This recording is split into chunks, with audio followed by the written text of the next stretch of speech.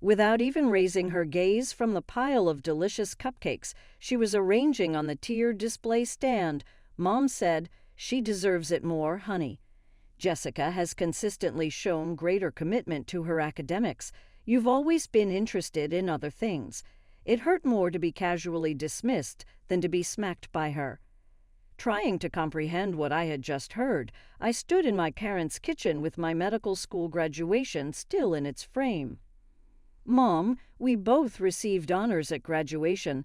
Our GPAs were exactly the same." My hands trembled a little, but my voice remained calm. "I don't understand why you and Dad would pay off all of Jessica's loans but none of mine." My mother, Audrey, sighed and at last gave me that recognizable look of mild disappointment. "Dr. Flemington, a rich mentor, is not interested in your sister's future. Jessica didn't have the advantages you did." It nearly made me chuckle. While Jessica was skiing in Aspen with our parents, I worked 80-hour weeks in the lab to gain the post of research advisor, Dr. Vivian Fleming. The advantage had been working myself to the bone, while my twin sister was supported financially and emotionally by our parents. So I'm being punished for finding my own mentorship opportunities. I tried not to sound wounded when I asked. As he entered, my father wrapped his arm over my mother's shoulders. "You're not being punished, Audrey. All we're doing is being sensible. You don't require as much aid as your sister does. You've always had greater resourcefulness." Resourceful. When traveling across the nation to see Jessica's volleyball competitions, they used this term to excuse their failure to attend my undergraduate research presentations. Resourceful. Their justification for giving me a gift card to a petrol station and Jessica a new automobile for her 21st birthday. My parents, of course, came up with the idea for Jessica's debt-free celebration party tomorrow. Her friends, her extended family, and even a few of our former teachers were invited. The invite said, "Celebrating Jessica's achievement," as though she had achieved her goal of graduating debt-free from medical school rather than our parents' financial choice. I eventually remarked, "I need to head out," as I gathered my luggage. Early shift at the hospital. "Tomorrow. Will you still make it to Jessica's party?" Mom inquired, her voice finally containing worry. Not for me, but rather for the potential impact of my absence on my sister's special day. "I'll be there," I said, but the idea made my stomach turn. My phone rang with a message from Dr. Fleming as I was making my way to my car. "I need to talk to you about the Patterson Fellowship immediately." Significant news. A chilly understanding descended upon me as I gazed at the television. In addition to being unjust, my parents' partiality was on the verge of being degrading to the public. Furthermore, I felt powerless to stop what was about to happen. Since the day we were born, my twin sister Jessica and I had been on very different paths. She was 6 minutes behind me when I got there. According to family legend, Jessica made her entrance with loud, healthy sobs, while I was quiet and perceptive. That could have established the pattern for all subsequent events. Jessica was the gregarious twin throughout our time growing up in Cleveland. She was good at sports and had no trouble making friends. I was more reserved, scholarly, and spent hours studying everything from biology to astronomy at our local library. Our parents were present at all of Jessica's dancing performances and soccer matches. I deserved a brief "good job, Audrey," and a pat on the head for my science fair triumphs. By high school, the pattern was firmly established. When we both announced our intentions to pursue medicine, our parents seemed thrilled for Jessica. For me, there were concerned conversations about the workload and whether I could handle the pressure. Medical school isn't just about being smart, Audrey, my father had warned. It's about determination and grit. Jessica has always pushed herself harder. The irony was painful. Throughout undergraduate studies at Ohio State, I maintained a perfect GPA while working part-time to cover expenses. Jessica struggled with organic chemistry and physics, requiring expensive tutors. Our parents readily provided them. When she needed to retake the NCAT, they paid for an exclusive prep course. When I scored in the 98th percentile on my first attempt, they simply nodded and said, "That's nice, dear." Despite everything, I never resented Jessica. She was my sister, my twin, and I loved her. She didn't create our parents' favoritism, she just benefited from it. Sometimes I even thought she felt uncomfortable with their obvious preference, though she never said anything directly. We both got accepted to the same medical school in Michigan. For 4 years we studied together, supported each other through grueling rotations, and celebrated each other's successes. I thought perhaps finally our parents would see us as equally accomplished. Instead, they found new ways to elevate Jessica's achievements while minimizing mine. When I was selected to present research at a national conference, Jessica had coincidentally received an award for community service that same weekend. Guess which event our parents attended? But everything changed during our final year when Dr. Vivian Fleming, a renowned neurosurgeon, took notice of my research on pediatric traumatic brain injuries. Under her mentorship, I flourished. For the first time, I had someone who recognized my potential, who pushed me to excel not despite my personality, but because of it. "You have a gift for research, Audrey," Dr. Fleming told me once. "You see patterns others miss. That kind of insight can't be taught." If only my parents could see me through her eyes. The morning before Jessica's celebration, I met Dr. Fleming in her office. She was a striking woman in her 60s with silver hair and penetrating blue eyes that missed nothing. Her office walls were covered with awards, published papers, and photos with medical luminaries from around the world. "Audrey, sit down," she said, gesturing to the chair across from her desk. "I have extraordinary news." My heart raced. For weeks I had been waiting to hear about the Patterson Fellowship at Johns Hopkins, the most prestigious neurosurgical research position in the country. Only one graduating medical student nationwide would receive it. "The committee has made their decision on the Patterson Fellowship," Dr. Fleming said, her expression carefully neutral. I held my breath. "They've selected you," she said, breaking into a broad smile. "Congratulations, Dr. Audrey Collins. You're going to Baltimore." Joy, disbelief, and validation crashed over me in waves. The Patterson Fellowship, the pinnacle achievement for any neuro-researcher, mine. I don't know what to say," I stammered. "You earned this," Dr. Fleming said firmly. "Your research on neurovascular regeneration after traumatic injury was groundbreaking. The committee was particularly impressed with your dual approach, combining surgical innovation with pharmacological intervention. The fellowship included a generous stipend, a housing allowance, and most importantly, complete loan forgiveness. I would be debt-free, just like Jessica, but through my own merit rather than parental favoritism. There's more," Dr. Fleming continued, her eyes twinkling. "I've been invited to Jessica's celebration tonight. Your parents extended an invitation as a courtesy to faculty, not knowing about our mentorship. I'd like to announce the fellowship news there, if you're comfortable with that." My stomach dropped. "I don't know, Dr. Fleming. It's supposed to be Jessica's night, and my parents might see it as me trying to steal her spotlight." Dr. Fleming's expression hardened slightly. "Audrey, I've observed your family dynamic over the past 2 years. I've seen your parents at hospital functions, heard how they speak about both you and your sister. I understand your hesitation, but sometimes recognition needs to be public to be acknowledged at all." She was right. If my parents heard about the fellowship privately, they'd find a way to minimize it, or attribute it to luck rather than achievement. "Okay," I nodded slowly. "You can announce it." As I left her office, my phone buzzed with a text from Jessica. "Mom's going overboard for tonight. It's embarrassing. Wish she put this much effort into celebrating both of us graduating. See you there, Har." I stared at the message, confused. It was the first time Jessica had ever acknowledged our parents' unequal treatment. Before I could formulate a response, Another text came through, this time from my mother. "Don't forget business casual for tonight, and please let your sister have her moment. This is very important to her." The contrast between the two messages was jarring. Perhaps I had been wrong about Jessica all along, and perhaps tonight would reveal truths my parents had been avoiding for 26 years.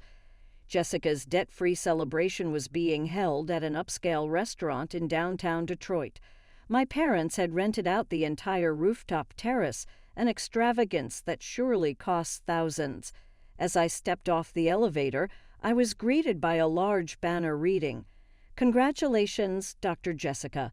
There was no mention that there were, in fact, 2 Dr. Collins in the family now.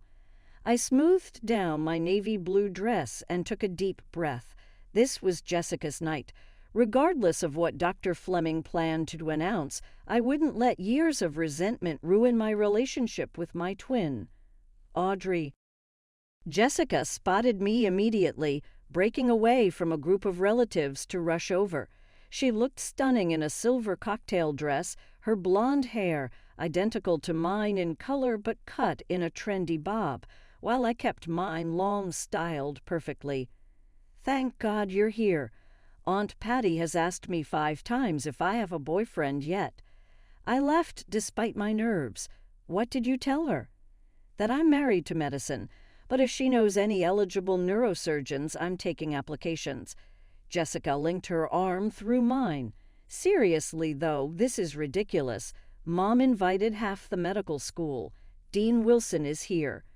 I scanned the crowded terrace and indeed spotted the dean chatting with our father. Wow, they really went all out. Too all out. It's mortifying. Jessica lowered her voice. "And why just for me? We both graduated. We both worked our asses off." The knot in my stomach loosened slightly. Maybe Jessica was more aware than I'd given her credit for. "Audrey, Jessica." Our mother appeared, champagne in hand. "Jessica, the Hendersons just arrived. You remember Thomas Henderson, the chief of surgery at Cleveland Memorial?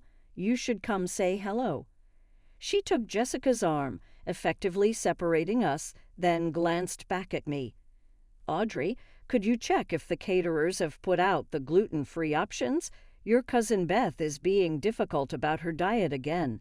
And just like that, I was relegated to catering management while Jessica was paraded before hospital administrators. Some things never changed. I was directing wait staff to the correct table when Dr. Fleming arrived. She looked elegant in a crimson pantsuit, commanding attention without effort. "Audrey," she said warmly, embracing me, "are you ready for our announcement?" "I'm not sure," I admitted. "The timing feels complicated." Dr. Fleming surveyed the party, taking in the banner, the professionally decorated cake with just Jessica's name, the slideshow of photos that featured Jessica prominently, with me occasionally visible in the background. "I see," she said quietly, "more complicated than I realized." Across the terrace, I watched as my parents introduced Jessica to Dr. Margaret Wu, the chief neurosurgeon at Detroit Medical Center, where both Jessica and I had applied for residency positions. My stomach clenched. Were they trying to secure Jessica a spot through personal connections? Dr. Fleming. My father had spotted her and was now approaching with my mother and Jessica in tow. "What an honor to have you join us. I understand you've done some work with Audrey." "Some work?" Dr. Fleming raised an eyebrow. "Audrey has been my primary research partner for the past 2 years. Her contribution to our traumatic brain injury study was instrumental to its success." My parents exchanged a glance I couldn't quite interpret. "How nice," my mother said vaguely. "Jessica has also been very involved in neurosurgical research. In fact, Dr. Wu was just saying how impressed she is with Jessica's application to her program." I felt a flush of anger rising in my cheeks. Jessica hadn't done neurosurgical research. Her focus was neuropsychiatry, an entirely different field. My parents were blatantly misrepresenting her experience, potentially at the expense of my own opportunities. Dr. Fleming's expression remained pleasant, but I could see a steely glint in her eyes. Is that so? How fascinating. I was under the impression that Jessica's focus was on psychiatric applications rather than surgical interventions.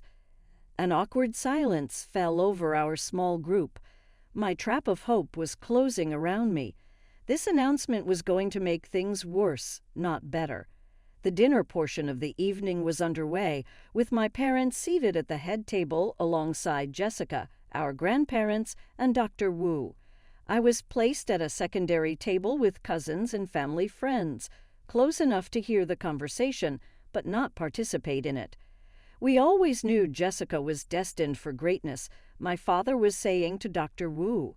Even when the girls were little, Jessica showed such determination. She's always been our ambitious one. Each word was a tiny dagger. I pushed my food around my plate, appetite gone. Nearby, Dr. Fleming was seated with other faculty members, occasionally catching my eye with sympathetic glances. After dessert was served, my father stood and tapped his glass for attention. Thank you all for coming to celebrate our daughter Jessica's remarkable achievement. As many of you know, medical school is a grueling journey, and to emerge not only with a degree but debt-free is truly something special. The crowd applauded politely. Jessica looked increasingly uncomfortable. We're blessed to have been able to support Jessica throughout her education, my mother added, standing to join my father. We always believed in investing in her future because we knew she would make us proud. I stared at my plate, hot tears threatening to spill over. The wording was precise. They had invested in Jessica, not in both their daughters. The message couldn't be clearer. Actually, Jessica said suddenly, standing up, I'd like to say something. She looked directly at me, her expression apologetic. This celebration feels incomplete. Audrey and I both graduated with identical GPAs. We both worked incredibly hard, and frankly, Audrey worked harder because she did it without the support system I had. A hush fell over the crowd. My parents looked stunned. Jessica, my mother, whispered, "This isn't the time." "It's exactly the time," Jessica insisted. "I can't accept recognition that excludes my sister. It's not right, and it never has been." My throat tightened with emotion. After all these years, Jessica was publicly acknowledging the imbalance. It was both vindicating and heartbreaking. My father recovered quickly, his voice overly jovial. "Of course, we're proud of both our girls. Audrey has done very well too, but tonight is about celebrating Jessica being debt-free, which is a special achievement." "An achievement you facilitated, not one I earned," Jessica countered, her voice steady but firm. The tension in the room was palpable. This was quickly becoming the scene my parents had always feared, their perfect family image cracking in public. Dr. Fleming chose that moment to stand. "If I might add something to this conversation," she said, her authoritative voice cutting through the murmurs. "This seems like an opportune time to share some news about Audrey that many of you may not be aware of." My parents exchanged worried glances. Audrey's research on neurovascular regeneration has earned her the Patterson Fellowship at Johns Hopkins, Dr. Fleming announced. For those unfamiliar, this is the single most prestigious position offered to a graduating medical student in the country. It comes with full loan forgiveness and a substantial stipend. Gasps and murmurs spread through the room. Dr. Wu was looking at me with new interest. My cousins were whispering excitedly.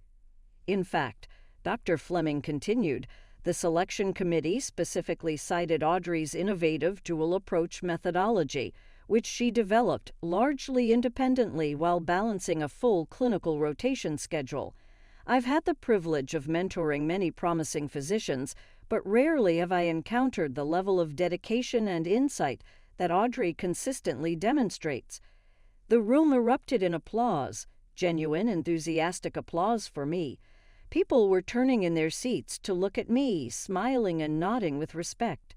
My parents remained frozen, their expressions a complicated mix of shock, confusion, and dawning horror as they realized that their carefully constructed narrative about their daughters was publicly unraveling. Jessica was beaming at me, not a hint of jealousy in her expression. Dr. Fleming wasn't finished. Additionally, I'm pleased to announce that I've personally arranged for the remainder of Audrey's medical school loans to be covered through our department's Merit Scholarship Fund, a decision unanimously approved by the board in recognition of her extraordinary contributions to our research program. I was debt-free, too, and I had earned it. After Dr. Fleming's announcement, the celebration shifted dramatically. Faculty members who had previously gravitated toward Jessica were now approaching me, asking about my research and congratulating me on the fellowship. Several of my clinical supervisors shared glowing stories about my work with patients that I hadn't realized they'd even noticed. My parents remained at their table, shock still evident on their faces. They weren't just processing the news of my fellowship and loan forgiveness. They were witnessing the dismantling of the narrative they'd constructed about their daughters. The quiet, self-sufficient twin they had consistently overlooked was now the center of professional admiration. Jessica made her way to my side, champagne in hand. "Congratulations, sis," she said, clinking her glass against mine. "The Patterson Fellowship. That's incredible. Why didn't you tell me?" "I only found out this morning," I said, "and I didn't want to overshadow your celebration." Jessica frowned. "This ridiculous party was Mom and Dad's idea, not mine. I tried to tell them it was over the top and unfair to you, but you know how they get once they've decided something." "You did?" I asked, surprised. "Of course I did." Jessica looked hurt. "Audrey, I've always known they treated us differently. I didn't know how to fix it without making things worse." Before I could respond, Dr. Margaret Wu approached us. "Dr. Collins," she said, looking directly at me, "I was very impressed by Dr. Fleming's account of your research. We should discuss whether you'd consider bringing your work to our neurosurgery department instead of Johns Hopkins." I blinked in surprise. "That's very flattering, Dr. Wu, but—" "She's already accepted the Patterson," Jessica interjected, putting her arm around my shoulders proudly. "It's a once-in-a-lifetime opportunity. But you should know, my sister never does just one revolutionary thing at a time.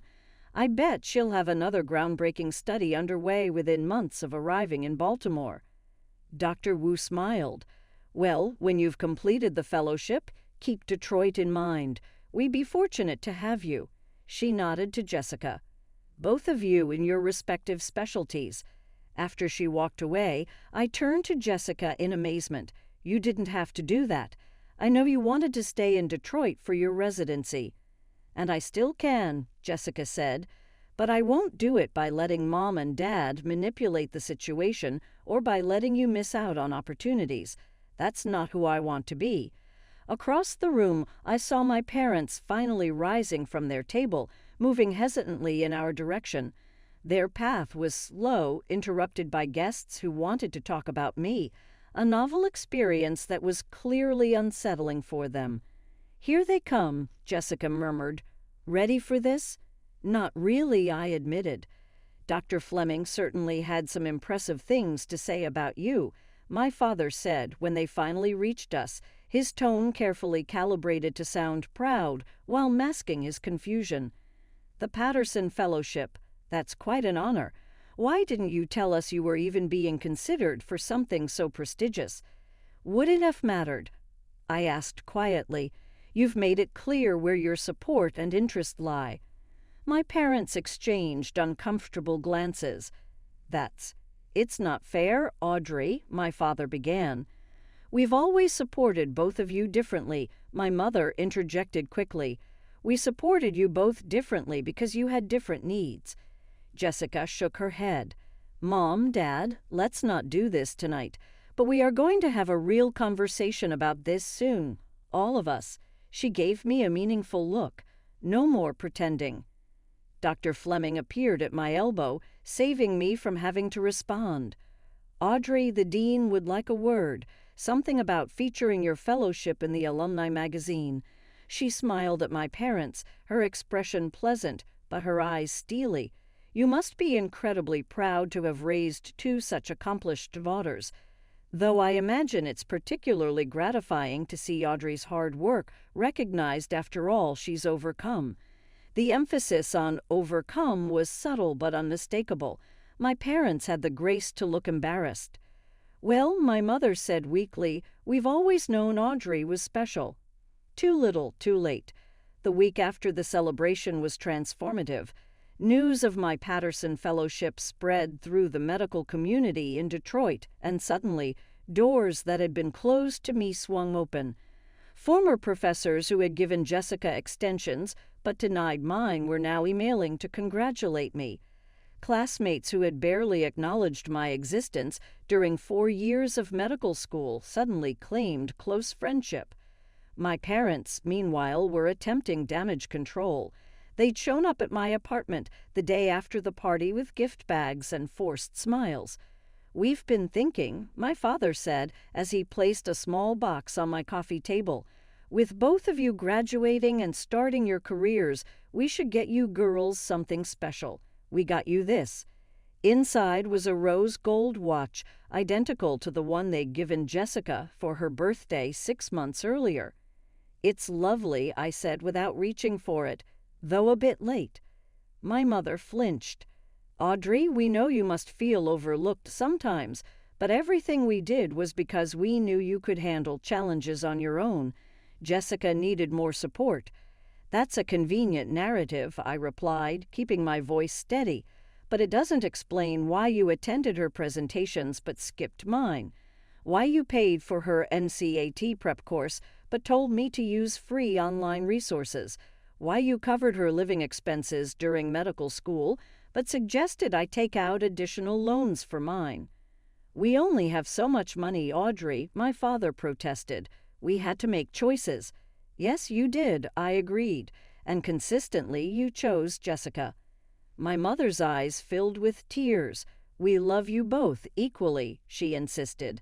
"Maybe you do," I conceded. "But you haven't treated us equally, and watches and belated recognition won't change that." The phone rang. Dr. Fleming calling to discuss my upcoming move to Baltimore. I answered it gratefully, turning away from my parents' stunned faces. "Yes, I'm available to discuss the housing options," I said into the phone. "In fact, your timing is perfect." 3 weeks later, I stood in my empty apartment, the last boxes packed and ready for the moving company. Jessica sat on the windowsill, watching me tape up a final container of books. "I still can't believe you're leaving next week," she said. "Detroit won't be the same without you." "You'll be too busy with your residency to notice I'm gone," I teased, though there was truth in it. We'd been inseparable through medical school, but our paths were finally diverging, mine to Johns Hopkins, hers staying at Detroit Medical. "I keep thinking about what Mom and Dad did," Jessica said suddenly. "Or didn't do, I guess. All these years I thought I was the lucky one because they paid more attention to me. But they were really holding me back, making me dependent on their approval." I sat beside her on the windowsill. "You didn't do anything wrong, Jess." "I didn't do enough right either," she countered. "I should have spoken up sooner." She sighed. "They're devastated now. Mom keeps crying about how you must hate them. Dad's telling everyone who will listen about his brilliant daughter at Johns Hopkins, like he personally funded your research." "Let them," I said, surprising myself with how little it bothered me now. "Their approval doesn't define me anymore." And it was true. The constant ache of seeking validation from parents who had never truly seen me had finally subsided. Dr. Fleming's mentorship had shown me what genuine support looked like, challenging me when I needed pushing, defending me when I needed protection, and always seeing my potential without qualification. "So what happens now?" Jessica asked. "With us, I mean." I took her hand. "We find our own way forward without the competition they created between us." "I'd like that." Jessica smiled, squeezing my hand. "Dr. Audrey Collins, Patterson Fellow, I'm so proud of you, sis. For the first time in years, I felt completely at peace. The path ahead was challenging but clear and entirely mine to navigate on my own terms.